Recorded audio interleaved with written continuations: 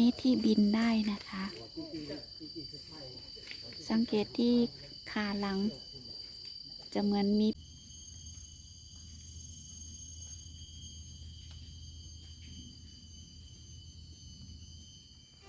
สวัสดีค่ะ ตอนนี้ก็เป็น EP 2 นะคะ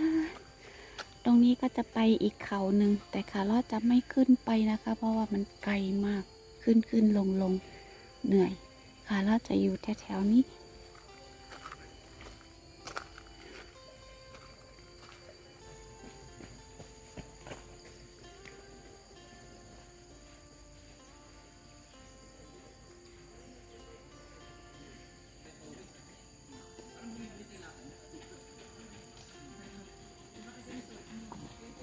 ลิงกินเห็ด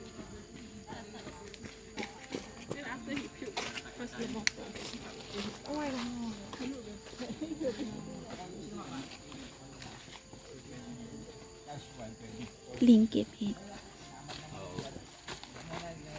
Naghahanap na lang ako ng matinong bouquet ngayon na ulit na ano.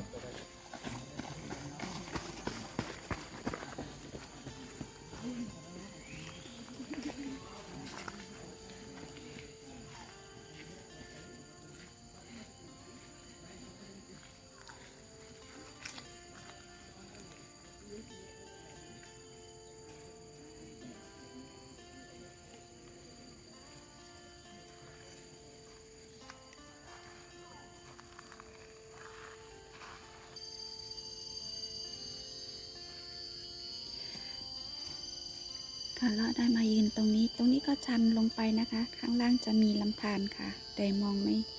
ในกล้องมองไม่เห็นนะคะ แต่ดูตาเปล่าจะดูลอดเข้าตามกิ่งไม้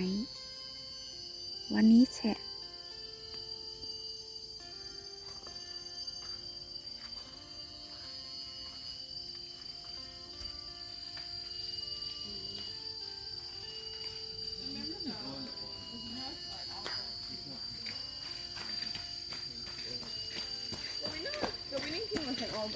Yeah, yeah.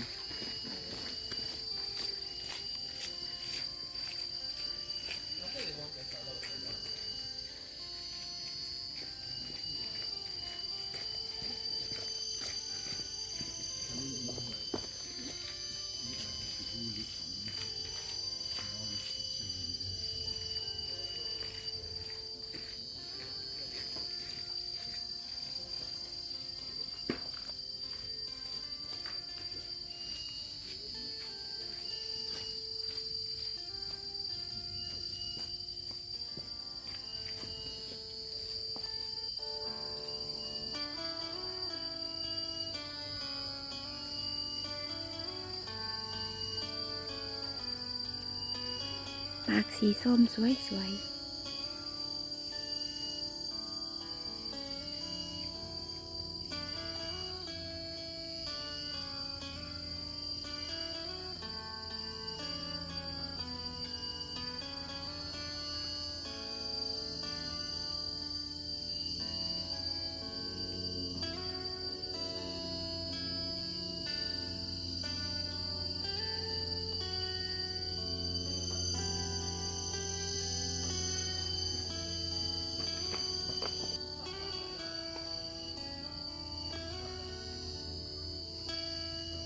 นี่ค่ะเรานั่งดูเขานะคะ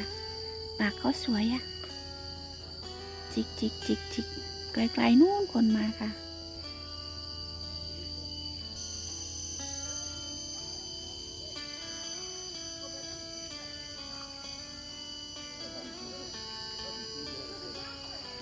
ไกลๆนู่นมีคนค่ะ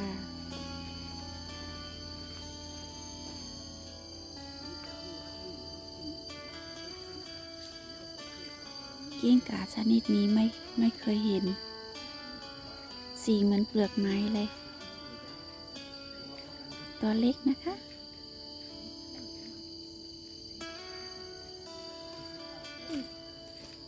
ตัวนี้ที่บินได้นะคะ สังเกตที่ขาหลังจะเหมือนมีปีก สีเหมือนเปลือกไม้เลยนะ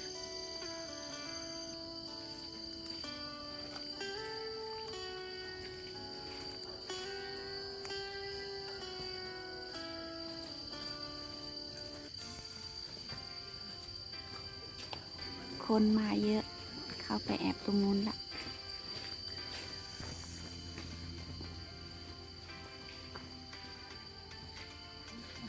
สีเขียวสวย ไม่รู้ตัวเขาจะใหญ่ถึงแค่ไหนนะคะบนนั้นอีกตัวหนึ่ง Aku gak kayak kamu, matos. Ngenyek-ngenyek.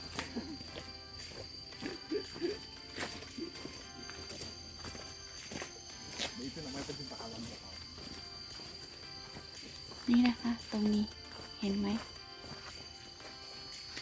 ตรงนี้มี2 ตัว เข้าไปใกล้เขาก็หนี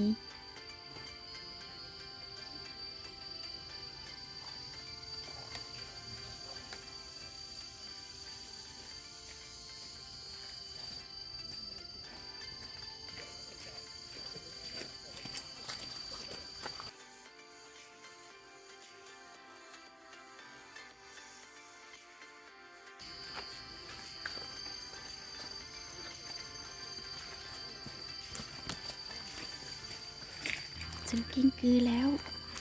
กำลังไต่ลงมา